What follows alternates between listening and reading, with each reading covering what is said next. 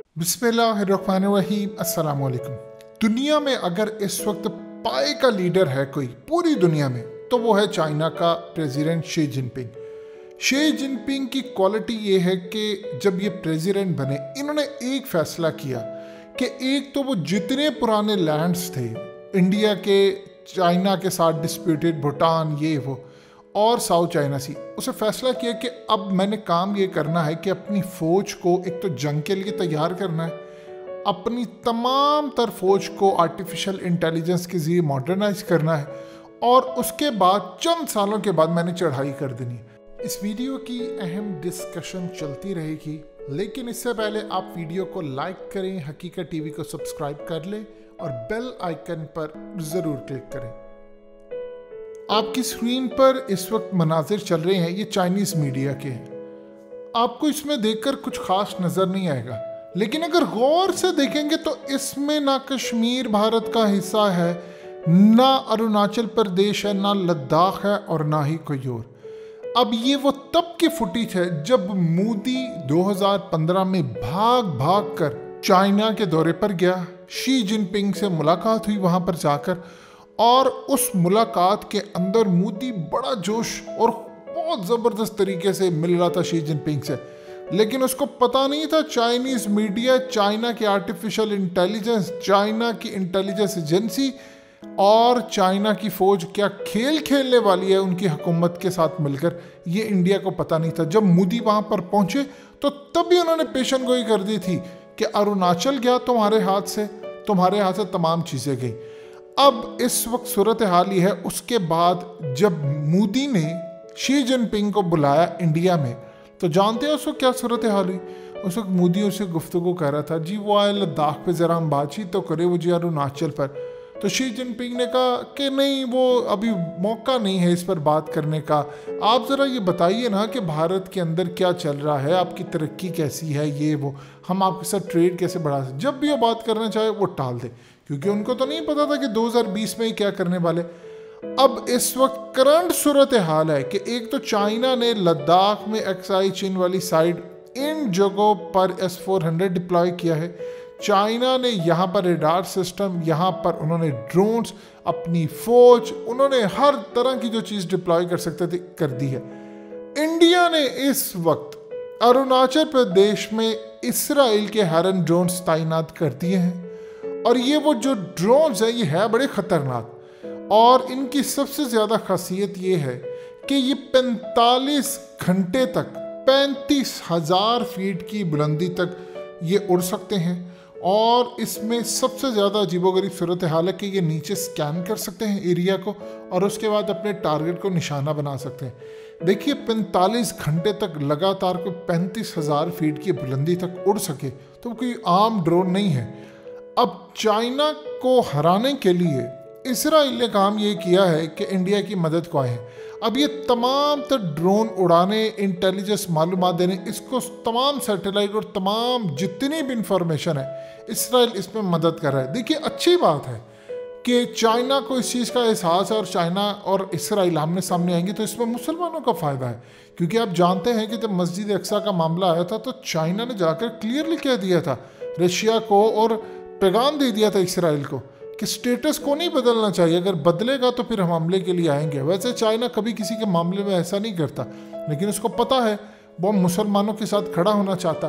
तो यहाँ पर जो सूरत हाल पेश आई है, जो भी सुपर पावर आई है उसने मुसलमानों को दबाया है, सिवाय चाइना के। मुस्तकबिल की इंशाल्लाह सुपर पावर बन जाएंगे, और फिर अल्लाह के हुक्म से मुसलमानों के साथ इनके अच्छे ताल्लुकात हैं। अब इस वक्त सूरत हाल ये है कि इंडिया ने यहाँ पर रुद्रा और से लेकर हर तरह के हेलीकॉप्टर्स डिप्लॉय कर रहे हैं, इन्होंने राफेल तैयारे यहाँ पर डिप्लॉय कर रहे हैं, उसके अलावा फ़ौज यहाँ पर उठाकर तकरीबन 60,000 के करीब लेकर आए हैं। फिर उसके बाद स्पेशल फोर्सेस हैं, फिर हर तरह के टैंक्स हैं, हॉविट्ज़र है, जो जो चीज़ हो सकती है इंडिया यहाँ पर डिप्लॉय कर रहा है। अब एक चीज़ आप ज़हन में रख लीजिए, जब मोदी गया था 2015 में, तो तब उन्होंने अपने मीडिया पर जो भारत का उस वक्त मैप दिखाया, ना तो उसमें कश्मीर था, ना उसमें लद्दाख था, और ना ही उसमें उस वक्त अरुणाचल प्रदेश था।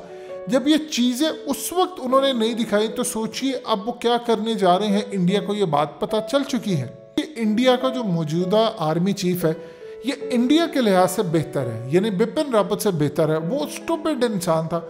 ये इंडियन आर्मी चीफ कम से कम समझते हैं कि हम चाइना का मुकाबला नहीं कर सकते, और ख़ास तौर पर जो वहाँ पर इंडिया में इंटेलेक्चुअल है जिन्होंने किताबें लिखी हैं, जो बार बार कह रहे हैं कि चाइना की आर्टिफिशियल इंटेलिजेंस का मुकाबला इंडिया नहीं कर सकता, उनकी सिटिंग हुई है इनके साथ। और उन्होंने इनको कहा है कि आप ये जो ख़ास तौर पर रिवायती जंगें, इनसे बाहर निकले।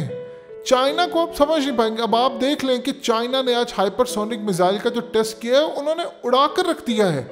यानी अमेरिका के अंदर आज financial times, Washington post, wall street journal से लेकर दुनिया का कोई अखबार उठा ले, वहां पर सिर्फ हेडलाइन क्या लगी हुई है कि यूएस इंटेलिजेंस को सरप्राइज कर दिया है और इसको को पैनिक में आए हैं। क्योंकि आज भी अगर अमेरिका इसका कोई तोड़ निकालना चाहे हाइपरसोनिक मिसाइल का, कि वो जाकर अमेरिका को हिट करें। देखिए पहले रशिया, नॉर्थ कोरिया वगैरह ये इस रेंज में आए थे, लेकिन चाइना ने तो काम ही उलट कर दिया। वो व्हीकल के थ्रू यानी रॉकेट के थ्रू जाएगा मैदान में और वहां पर जाकर स्टे करेगा, घूमेगा, जब तक वो चाहेंगे वो मैदान में रहेगा, और जब उनको जरूरत होगी वो बटन दबाएंगे, चाहे वो इंडिया को हिट करे, अमेरिका को करे, जिस जगह से करे। और नॉर्थ पोल वाली साइड सिर्फ उनकी प्रोटेक्टेड है, साउथ में तो उनको पता ही नहीं है। और चूंकि आवाज की रफ्तार से 5 गुना ज्यादा स्पीड है, तो वो जाकर बिल्कुल उनको हिट करेगा, क्योंकि जब स्पीड इतनी होती है तो आप इसको रोक नहीं पाते। ये इस वक्त सूरत हाल है चाइना की। अब ये यहाँ पर जब डिप्लॉय कर रहे हैं तो एक चीज़ आप जहन में रखिएगा, मज़ा तो तब आएगा जब इसराइल के ड्रोन्स चाइना मारेगा।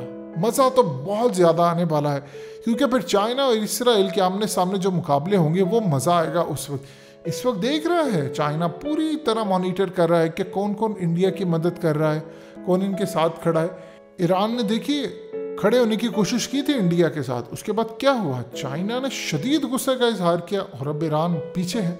सो सूरत हाल आपको समझनी चाहिए। इंडिया का जो भी साथ देगा चाइना उसको छोड़ेगा नहीं, क्योंकि असल में चाइना ने इंडिया से इतना लैंड लेना है कि जितना हमने इंडिया से नहीं लेना।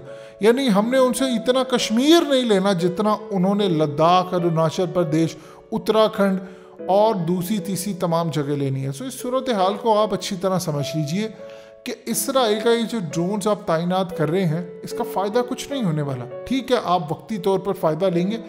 चाइना ने आपके तमाम ड्रोन्स को, उनके पास जो हाइपरसोनिक मिसाइल है, उन्होंने अगर वो सैटेलाइट ही तबाह कर दिए, इनके साथ ये ड्रोन्स कनेक्टेड हैं, तो आप कहाँ पर खड़े होंगे। सो चाइना से लड़ाई करना इस वक्त इनके बस में नहीं है और ना ही ये खड़े हो सकते हैं। चाइना का इंडिया के साथ लड़ना, यकीन कीजिए, पाकिस्तान की 90% टेंशन को ख़त्म कर देता है कि हमने जो इंडिया के मामलात है, ये अल्लाह की करम नवाजी होती है। अफ़गानिस्तान में हम पर चढ़ाई कर रहे थे, अफ़गानिस्तान का बॉर्डर क्लियर हो गया, हमारे साथ लड़ना चाहते थे, अल्लाह ने इनको चाइना की मार डाल दी। सो लिहाजा अब चाहे जितने मर्जी इसराइली ड्रोन्स तैनात करें, अमरीकी करें, सैटेलाइट से वो मदद करें, अगर अमरीका नहीं बच सकता तो इंडिया की क्या बात है। रही बात इसराइल के ड्रोन्स की, तो इसराइल के ड्रोन्स याद रखिएगा आर्मीनिया अज़रबैजान की जंग के अंदर बुरी तरह शिकस्त खा चुके हैं। ये चीज़ कोई भूले ना, वहाँ से टर्किश ड्रोन कामयाब हुए थे। सो इंशाअल्लाह इस दफ़ा यहाँ पर भी इसराइल का जनाजा निकलेगा और इंडिया के कंधों पर निकलेगा।